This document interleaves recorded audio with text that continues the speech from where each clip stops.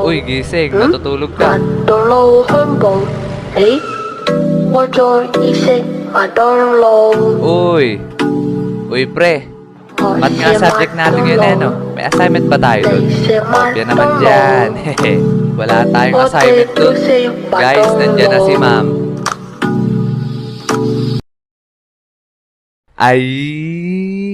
Ay. Oh, sino na nagkakrush sa teacher dyan? Kaway. Wow. Okay, class, nakapag-ready na ba kayo ng sarili nyong isosolve na problem? Sinabi ko na sa inyo yan nung last meeting natin na sa Blackboard nyo isosolve yan para ma-share sa inyo mga kaklase. Okay, dahil dyan mabunot ako sa index card. Rio, ma'am, present, never absent. Nandyan ka na pala. Meron ka na bang isosolve na problem? Yes, ma'am.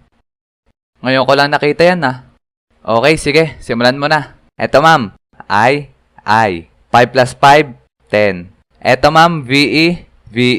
Etong Y value, lagay natin dito. 5 minus 5, 0. Sabay ibaba yung U. Ma'am, I love you.